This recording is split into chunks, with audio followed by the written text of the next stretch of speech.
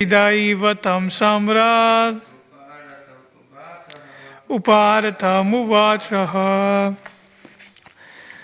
Word for word, Maitreya, the great sage Maitreya, Uvacha said, Evan, thus, Avishkrita, having been described, Ashesha, all, Guna, of the virtues, Karma, of the activities, Udaya, the greatness, Munim, the great sage, Savridaha, feeling modest, Eva, as though, Tam, him, Kardama, Samrat, Emperor Manu, Uparatam, silent, Uvachaha, addressed.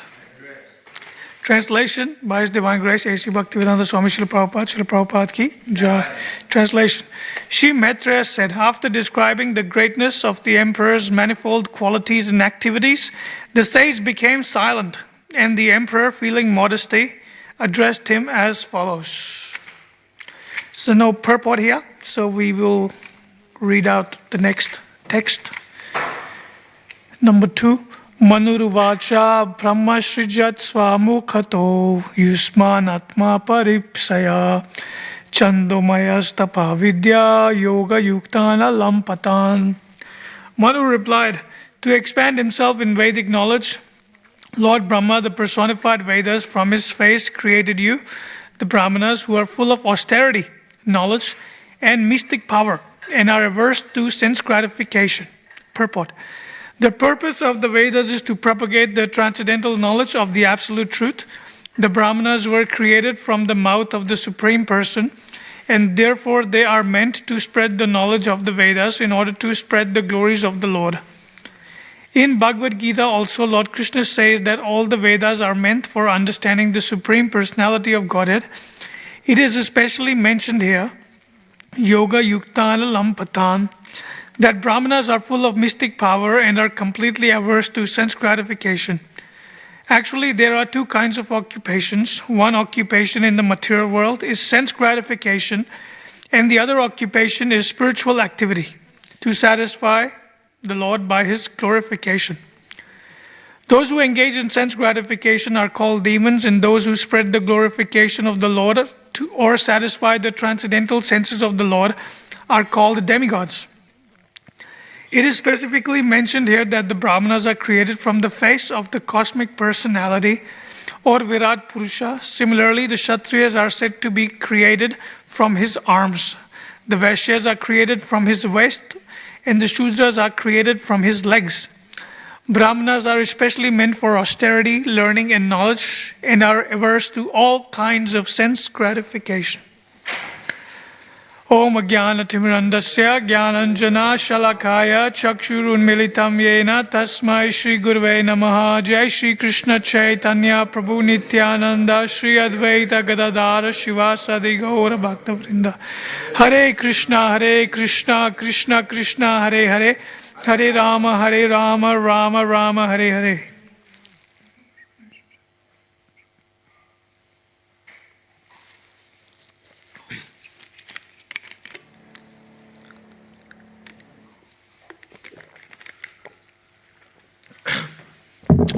Hare Krishna, everyone. Thank you for coming for Thursday morning Bhagavatam class. Today we are reading a new chapter, beginning the marriage of Kardama, Muni, and Devouti. So the conversation is going between Kardama Muni and Swayambhuva Manu, Emperor Swayambhuva Manu. So they're having a conversation where Kardama Muni has just glorified or told the qualities and activities of Manu, and now he has become silent. Now, when I was reading that was a very interesting point when it said specifically that the sage became silent, right? In the first text of this chapter, 22, it says that sage became silent after glorifying. So, and the second text that we just read talks about the qualities of a Brahmana. So I was wondering how beautifully it is connected, This sage who's speaking, he's giving actually the qualities of the Brahmana, he's demonstrating. Because one of the quality of the Brahmana is to speak as much as is necessary. A Brahmana doesn't talk unnecessarily. Because why is that? Why does a Brahmana does not talk unnecessarily? Because he's sense controlled. And one of the senses is to control the urges of the tongue, the urges to speak. So, the great sage over here, beautiful Kardama Muni, he's such a great sage, one of the top sages in the world, He has said his part, and now he has become silent. Because now he doesn't have anything unnecessary to say. So that's what we should learn when we read these translations. This is something we should really, look at.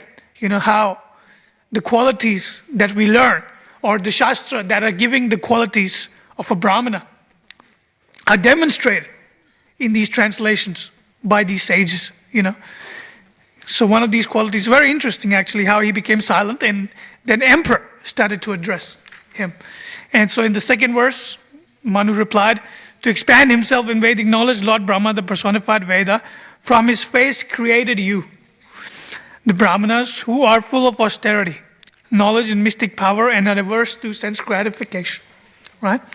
So, first of all, what is a Brahmana?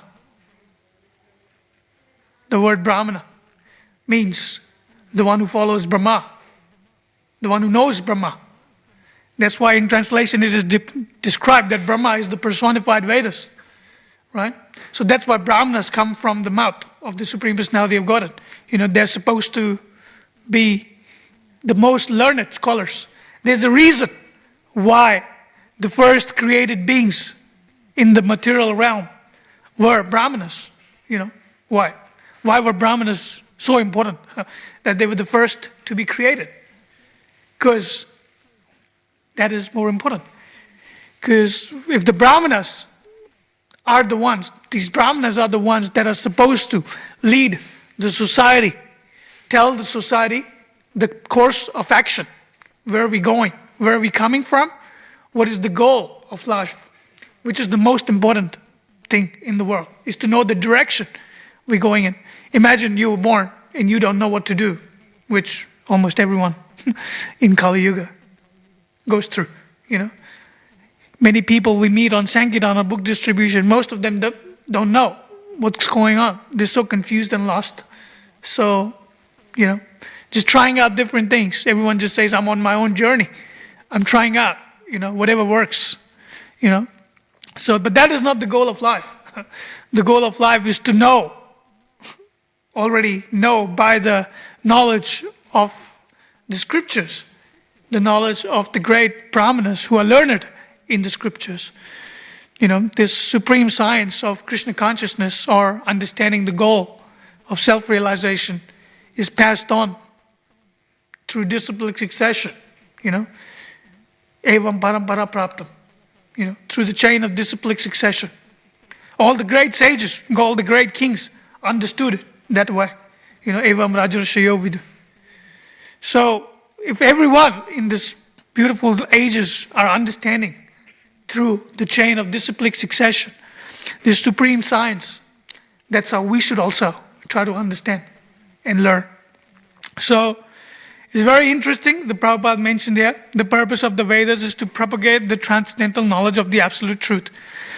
The Brahmanas were created from the mouth of the Supreme Person, and therefore they are meant to spread the knowledge of the Vedas in order to spread the glories of the Lord. So, the Brahmanas are very important in the society. The Supreme Personality of Godhead, when he established the Varnashram system,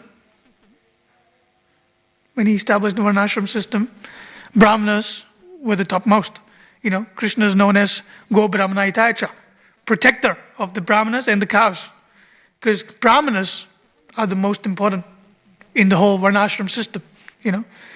Now we have Kali Yuga, There are many Brahmanas here, qualified, unqualified, all around the world. So that's why Prabhupada and our acharyas in the disciplic succession specified the importance of the Vaishnavas over the Brahmanas. Said Brahmanas, it's good to be a Brahmana, but it's even better to be a Vaishnava. Because the Vaishnava already has all the qualities of a Brahmana. But all the Brahmanas may not necessarily have all the qualities of a Vaishnava. And I was hearing that one of the most important reasons this was established to separate, because a lot of Brahmanas, if you go to India, you will see a lot of Brahmanas, they're also engaged in worshipping of the demigods, or, great Brahmanas. If you go to different temples around the world, everyone will be like having a thread, look like a Brahmana, dressed as a Brahmana. Maybe also be following the qualities of a Brahmana like cleanliness, truthfulness, and other qualities of the Brahmana. There's 12 qualities of the Brahmana, which we will come to after this. And so, there are many Brahmanas in the world, who are engaged in following karma yoga, ritualistic activities, and many other traditional activities of demigod worship, and many other. That's why ISKCON was set up in such a way that we focused on Vaishnava qualities. Because the Vaishnava only worships the Supreme Personality of Godhead, right? He's a pure devotee. A Vaishnava is only taking shelter of the Supreme Personality of Godhead. Obviously, he respects all other demigods as well, because they are all devotees of Krishna. All the demigods, devas, are known as devotees, right? That's what Prabhupada describes over here. One occupation in the material world is sense gratification, and the other occupation is the spiritual activity to satisfy the Lord by His glorification. So the devas are more generally engaged in worshipping the Supreme Personality of Godhead, in spiritual activities. And the demons are engaged in sense gratification for our own self. Now, the question arises that in today's time, it's very difficult to be fully engaged in 100% spiritual activities, because we have to make a living, we have to work outside, engage with this Kali Yuga world. Not everyone's a devotee. See, that's the beautiful thing. If you're a demigod, you engage with people who are demigods. They're also devotees of Krishna, You don't see a demigod who's friends with a demon, It doesn't work, because they are smart people. They only engage in the like-minded association, which is the most essential, But because we live in a society which is very mixed, there are not many devotees of Krishna. So we engage outside. So question arises, how we can still be Krishna conscious when we are engaging in material activities as well, That's why the beautiful concept of yukta vairagya comes into picture, comes into play, This is the whole point of disciplic succession, because when, our acharyas established, there will be times when people will not have interest, because these are the symptoms of Kali Yuga, In Kali Yuga, what's the most prominent? That people they have poor memory, and they have no interest in spiritual understanding or self-realization. So that's the symptom of Kali Yuga. So to understand that symptom, the acharyas established that whatever you do, whatever activity you perform, you do it in the service of Krishna. Or you can use that in the service of Krishna. We have a very famous pastime of Prabhupada, where all these reporters were assembled around Prabhupada. And they asked Prabhupada, where do you get all this money? Oh no, yeah, that was one pastime. Where do you get all this money? Prabhupada said, we can use all the money in the world, because we know how to use it. That's yukta vairagya. There's another pastime where Prabhupada there was this Swami posing, this guru posing, looking at a lot of gold, posing like, no, I don't want it. I'm renounced, I'm a sannyasi. I don't want any of this. And then Prabhupada was like, give it to us, bring the gold, because we know how to use it properly. We will use it in Krishna's service. A guru or a sannyasi doesn't mean shows artificial renunciation. That's what Yukta Vairagya means, to use everything in Krishna's service. If you give something up falsely or pretend that I don't want it, even though you may have desires to use it, it's false renunciation. But Prabhupada said, whatever there is, everything and anything can be used in Krishna's service.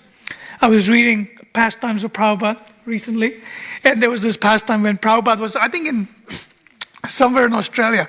He was performing the initiation ceremony. And so because that was early times, there were so many people getting initiated. Not everyone knew the rules and protocols of initiation. So this one person getting initiated came to Prabhupada.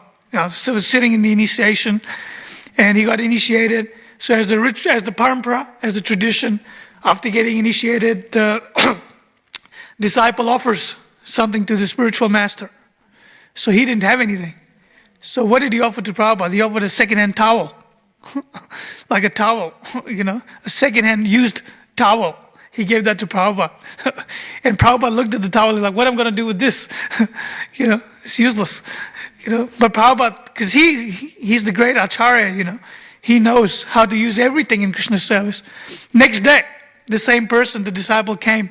He was attending the class and he saw his towel was sitting in the lounge area and people were using it to sit on as a mat, So this is Prabhupada's intelligence, the great intelligence, to use everything in Krishna's service, So that's what we should learn as well. That's why we should understand from the footsteps of our great acharyas that everything we should try to use in Krishna's service. Obviously, there are going to be desires because we do come from, how many years we have spent in this material world trying to, I'm not just saying this life, how many years we have spent from years and years and years growing up in this material world, taking constant birth and death, So we do have built up a lot of desires, but slowly and slowly we are advancing in our Krishna consciousness. So we slowly try to give those attachments up, Very important to give those attachments up, because the only way we can go back to Godhead is with only one attachment. What is that attachment? Krishna. As he's the only attachment a devotee should have. Everything else, we'll just use it in Krishna's service. It takes a while to establish that mentality. We're all still in the path. But the beautiful thing is that we have the knowledge to understand that. I was visiting a friend who follows all different sorts of sampradayas or traditions and gurus, and he asked me, he's like, why do you guys have these so many books? What's up with all these books, What do you guys do with so much books? Knowledge is essential, it's crucial. No other traditions have the exact knowledge coming from the disciplic succession. So this is the best asset we have, to use this knowledge to understand. Because a lot of people don't know that, You speak to a layman person or a so-called Hindu who comes from India, so many times it happens on book distribution. You stop a person from India, tell him to take a Bhagavad Gita. He said, no, I already know everything. I know everything. And one time I asked the person, so how many chapters, you know everything? How many chapters in this book, Bhagavad Gita? And a person said, 21, with full confidence. 21 chapters in Bhagavad Gita. I'm like, you should show me that Bhagavad Gita, not bona fide Bhagavad Gita with 21 chapters. So, people don't know because people are living in mode of ignorance, They assume that we know everything, I know everything. I don't need any more information. That is ignorance. That is knowledge in the mode of ignorance. When you pretend that you know everything, And that's how I don't know about you guys, but when I came to Krishna consciousness, I was exactly the same. I don't know all this. I don't want to read all this. It's just, eat prasad and chant Hare Krishna. That's it. We don't need any of this knowledge. But obviously, enthusiasm in Krishna consciousness is like this in the beginning, goes up and down in a wave. Once you're happy and then you're sad, Once you feeling chanting Hare Krishna is beautiful, then you're sleeping through chanting. You feel like, I should just go to sleep. So enthusiasm goes up and down. That's why we need this knowledge, so we can understand the importance of whatever we do, because it's all connected, right? Without the knowledge, there will be no realization, right? Jnana and Vijnana, those are the two main established principles of bhakti. You can't have a little bit of realization, but without that knowledge, the jnana, that realization will not make any sense. Will just confuse you. That's why we need jnana to understand what we realize. Like, for example, when I was reading that, as I said in the beginning, the sage became silent. This is jnana that I'm reading. Vijnana is I'm realizing that, oh my God, it's the quality. That's the quality of a Brahmana. And the Brahmanas that we read about are actually applying that quality. So that's a very important point that I thought to talk about today, that we should try to use everything in Krishna's service. We're not, because everyone in Kali Yuga is born as a Shudra, right? And I was hearing Bhakti Vikas Swami Maharaj was saying that, what is Shudra? A Shudra is one who cries. And when we are born as a child, everyone cries. So, everyone is a Shudra in Kali Yuga. So, yeah, the Brahmana is twice born, the person who has proven the principles. Bhakti Siddhanta Saraswati Thakur in Gaudiya Math, there were many gurus who have done it before, but he was the most prominent one who established the principle of Brahman Initiation, the second initiation, the Brahman Initiation. So he was giving Brahman Initiation because Bhakti Siddhanta Saraswati Thakur was very firm about a Brahmana is not by birth, it's by qualities, right? Because in that time, everyone was thinking, people who have appeared in the Brahmin family think automatically themselves to be a Brahmana and superior to other classes, even though they may not have the qualities, the required qualities of the Brahmana. So that's why it was established that, Brahmanas are important. So we just read a little more about the qualities of a Brahmana. There are 12 qualities of a Brahmana. It's in the 7th canto. I was reading a verse.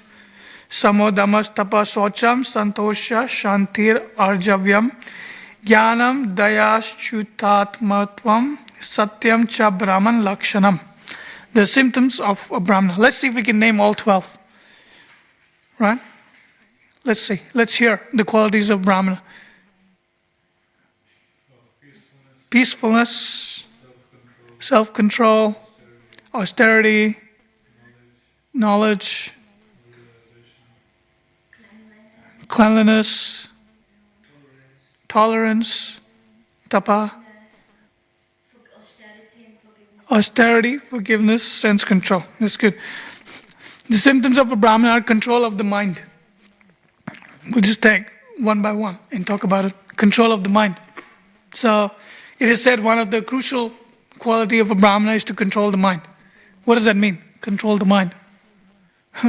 Arjuna said in Bhagavad Gita to Krishna, it's harder to control than the wind. More turbulent than the wind. How can we control the mind? So the Brahmanas are engaged in controlling the mind. What does that mean? It means to not get distracted by the association of Maya. Be focused. Because the duty of a Brahmana is to read the Shastra, speak the Shastra, and act the Shastra. Right? That's the qualities of a Brahmana. A Brahmana is focused on understanding, reading the Shastra, speaking about the Shastra, and acting as per the Shastra. So, controlling the mind means if you have desires or any other disturbances that separate you from following these principles, you control that mind. You keep your mind away from it. For example, if we're chanting Hare Krishna, right? When we chant Hare Krishna, there's many things that come up in the mind while chanting Hare Krishna. It doesn't mean we just give up. We keep on chanting Hare Krishna. Bring our mind back constantly. Bring our mind back to chanting Hare Krishna. Because that's the way of controlling the mind. It's not easy. It's the hardest thing in the world, I remember on Sankirtan or book distribution, someone asked me, what are you guys doing? Just get a job. What are you guys doing wasting your time? I'm like, what are you trying to do? He asked me, what are you guys trying to do? Like, we're trying to control the mind. Like, but that's not possible.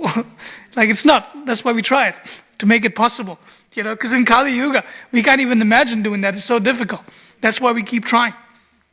Because practice makes perfect. How do we know? Because we have seen people. We have seen our acharyas who have been able to control the mind. They only act, eat in certain way that's required, nothing more. As per control the mind, very peaceful, not disturbed. So when we follow in the footsteps of our great acharyas, we can get to that platform of controlling the mind. So the quality of a Brahmana is to control the mind and control the senses. Now Rupa Goswami, in his Upadeshamrita, Nectar of Instruction, the first verse, very clearly mentioned that Vachavegam, Manasakrodha Vegam. So a person should be able to control the urges of mind, belly, genital, speech. Only 10 he's qualified to make disciples all over the world. So that's the quality, of control. Very important for a Brahmana to be regulated. But control doesn't mean, sense control doesn't mean you pretend, like you pretend, I'm sitting in front of group and I pretend I'm very sense controlled. You bring me amazing food items and I say, no, I don't want it. But then I go at the back in the kitchen, pack a little prasad and go in the corner and start eating as much as I want. That's not called sense control. We're not pretenders. We're following it properly. Sense control means to act in such a way that we can give people the real example from our lifestyle, so that people can get inspired for sense control, So if you're not sense control, don't fake it. Just be associating around people who are sense controlled. That's the only way we can get sense control, because that's the power of association, It's a proven fact, even in material sense. It is said, if you want to be a millionaire, you got to hang out with the millionaires. If you want to be a billionaire, you got to hang out with billionaires. If you want to be a drug dealer, you hang out with the drug dealers, Because if you want to be good at something, you hang out with people who are good at that. That's how you will get the inspiration and the knowledge and the realization. So if you want to be a sense-controlled person, what do? You hang out, associate, be around devotees who are sense-controlled. So that way it will rub off on you. So it's a very crucial point. We should always remember to hang out. If we feel, first of all, we should realize these qualities that we don't have, And then we should find people who've got the same qualities that we don't have. But sometimes, because it's the nature of the mind, automatically we will become envious, envy will come. If you don't have something and the other person have, what's the first thing that happens? The person becomes envious. And that's the other quality of a Brahmana, is to be non-envious. A Brahmana is non-envious, right? Krishna says in Bhagavad Gita, one of the qualities is that the Brahmana sees everyone with equal vision, no envy. No room for envy in the heart of a Brahmana. So we should not become envious if we are following in the footsteps to be a qualified Brahmana and even greater, a Vaishnava. We should be non-envious of other people who have got qualities that we don't have. Instead, we should associate, serve those people, those devotees who have the qualities that we don't have. That's the greatest humility. That's what humility really means. To serve someone who has a quality that you don't have. That takes a lot of effort to control the mind and the heart, to purify, to do that. Serve the person who has the quality that we don't have. So we should try to do that. Serve other devotees who have got good qualities. Because everyone has got something to teach us. That's what I was told when I was growing up as a kid. My father said, you should always learn something from someone. Because there's always a good quality present in everyone. Because obviously it all comes from Krishna, right? So everyone will have some good qualities in them. So we should always look for those good qualities in that person. And try to think, do I have that good qualities? Do I really have those good qualities in me that this person has? Because obviously the nature of the mind in Kali Yuga is to find faults. The first thing we look at someone like, he's done this wrong, he's done that wrong. That's the fault finding mentality, which is not a quality or an ornament of a devotee or a Vaishnava. So if you really want to become a great devotee, a great Vaishnava, we should become non-envious. We should look at a person, address his good qualities. That's what Kardama Muni is doing, because that's the way of appreciation. Kardama Muni, after describing the greatness of Emperor's manifold qualities and activities, he's describing in front of Manu, he's glorifying his activities. That's just a very natural process to grow in bhakti. So we should try to do that, glorify more. And austerity and penance, that's a very interesting quality of a Brahmana. Now, austerity doesn't mean taking unnecessary suffering. There's a pastime, I think it was with Shamsundar Prabhu and Prabhupada. I can't remember, but I think it was Shamsundar Prabhu. So Shamsundar Prabhu was chanting his rounds early morning somewhere outside the temple area, and he saw Prabhupada go for a walk, right? He was going on a morning walk with his disciples, and he's like, oh, I'll join Prabhupada. So he ran right after. He was running towards Prabhupada, and he caught up with Prabhupada, and Prabhupada's walking. Prabhupada stopped all of a sudden. He looked at him. He said, where's your shoes? Why are you not wearing any shoes? And he said, Shamsundar Prabhu said, Prabhupada, when I'm with you, I feel no pain. And Prabhupada said, that's not very good. Because it's unnecessary. Go back and get some shoes. Put some shoes on. Because that's austerity, but that's not necessary. That's unnecessary austerity. Prabhupada was very firm. There's already austerity in the world. There's already too much austerity. Don't create artificially more austerity. Just follow the austerity that's given to you. Chanting the 16 rounds and following the 4 regulated principles. Just following little things given to us is austere enough in Kali Yuga, for us to follow. If we try to become more austere and then follow these basics, I've seen people who take vows or who go fasting routines, 3-month fasting, 6-month fasting, and then their health goes down and they're almost like lying in bed saying, oh, I'm just, austerity, too austere. I'm like, don't do an austerity if your body cannot handle it. It's unnecessary. Prabhupada was very firm when he told devotees that if you can't fast, just chant Hare Krishna, it's okay. Just do Ekadashi fasting if you can't keep a full day fast. It's good if you can, but if you can't, it's okay. Don't ruin your health, because then if you ruin your health with unnecessary austerities, you're going to suffer the main goal, which is devotional service. Your devotional service will go down. And what happens if your devotional service goes down? Your chanting goes down. Your learning goes down. Your connection with Krishna goes down. And what happens when connection with Krishna goes down? Connection with Maya goes up. So we should remember that. Devotional service, devotional activity to the Supreme Personality of Godhead is the only thing that's keeping us going in bhakti. Without devotional service, there is no bhakti. Devotional service is bhakti, equal to bhakti. So we should understand that. So we should not unnecessarily create artificial austerities and penances. Another quality is cleanliness. A Brahmana should be clean, not just outside clean, inside as well. Not just inside, outside as well. So it goes both ways. Brahmana is supposed to take 3 times shower 3 times a day, live in a clean environment, clean your surroundings. Because if the outside is clean, it's much easier to clean the inside, which is more dirty. It takes a long time. Cheto Darpan Marjana, long-term process to clean this unpure heart. So we should be more clean. Another one is satisfaction. A Brahmana should be satisfied. If you have 2 chapatis, be satisfied with 2 chapatis. Don't run around for 4 chapatis, or for other things. So be satisfied with what you have.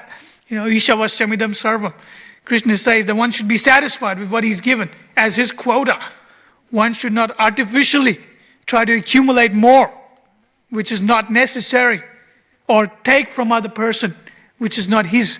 One should be satisfied. What's given to him through his own karma. Because Krishna takes care. Prabhupada always used to say that. Krishna will take care. You do your service, don't worry about the result, and Krishna will take care.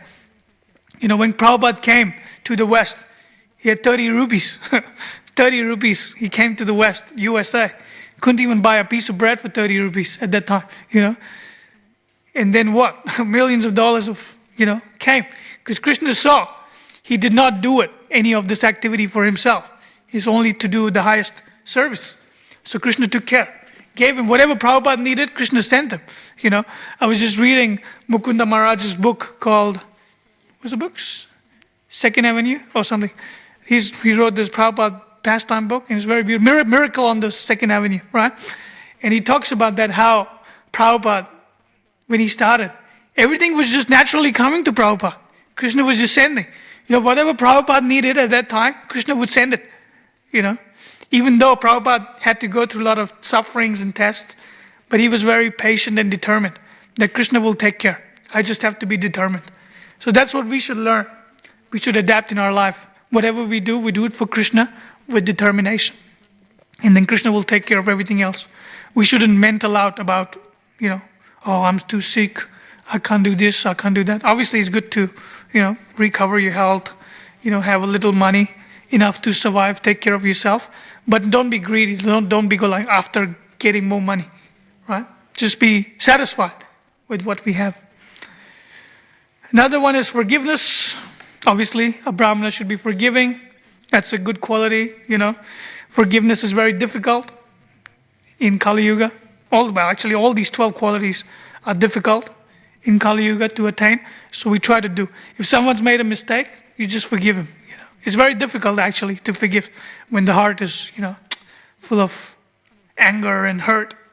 But it's okay. Try to forgive, Forgiveness is a very good skill. It actually makes the person forgiving feels much better. So it's a good quality we should try to learn. Simplicity. A Brahmana should be simple living. Prabhupada said simple living, high thinking. That's our philosophy. We should live simple life, not too fancy to fit in the needs of the material world. Instead, just focus on spiritual life. Because when life is simple, it's easy to be Krishna consciousness. It's easy to be Krishna conscious because if you're simple lifestyle, wake up, chant your rounds, eat prasadam, do a bit of reading, do some seva or go to your work, come back. Simple life. Keep it simple, short and simple. So knowledge, another quality is knowledge. As I said before, the Brahmana's main duty is to learn the Shastra, speak the Shastra. So knowledge is very important for the Brahmana. A Brahmana without knowledge is not really a Brahmana. So the duty of the Brahmana is to acquire knowledge, not material, not mundane knowledge. When it says knowledge, it means spiritual, high spiritual, absolute knowledge. The knowledge of the absolute truth. That's the real knowledge that the Brahmana should have. Another is mercy. The Brahmana should be merciful, very important. Prabhupada, when he came to the West, in almost every class he was talking about how we should not kill animals, how we should not engage in killings, unnecessary killings. We should just be satisfied with what Krishna offered us to eat, vegetables, fruits. So be merciful, not just to humans, even to animals, all living entities. So mercy should be there.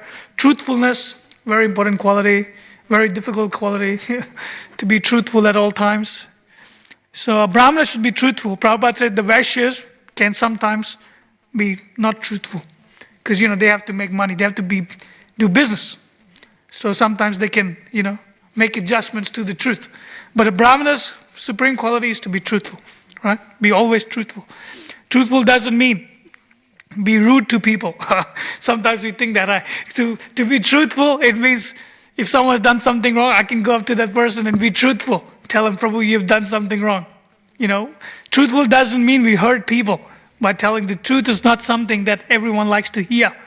So we say it in a way that the person can get the point of being truthful if you're being truthful. First of all, forget about that. First of all, we should be truthful to ourselves. Can we do that? That's probably the most difficult. Being truthful to ourselves about how my spiritual practice is. How was my 16 rounds today? This morning. That's the truthfulness. When you think about these questions. My 16 rounds this morning were not very good. I was very inattentive. That's truthfulness. So we should think about these things so we can be more truthful to ourselves. And complete surrender, the last quality, the complete surrender to the Supreme Personality of Godhead. Now, if you follow all these other qualities, right, you can come to a platform of goodness. Not necessarily with all these qualities, the 11 qualities that we just discussed, you can get the last quality. Because last quality supersedes all these other qualities. Prabhupada said, I was hearing Bhaktivedanta Swami Maharaj explain that attachment to the Supreme Personality of Godhead is the greatest quality of a Brahmana. Even if he lacks in Kali Yuga, let's say a person is not truthful or is not sense controlled, but if he's attached to the Supreme Personality of Godhead, he's more advanced than any other Brahmana who has these other qualities. So we should remember that connection to the Supreme Personality of Godhead is the greatest quality of a Brahmana. So that's why we should center or circle our lifestyle in such a way that from morning till evening, the main quality we are growing in is attachment to the Supreme Personality of Godhead. So these are the 12 qualities. We can read more about them, discuss more about them. But the time is over. So if there's any questions, comments, or corrections.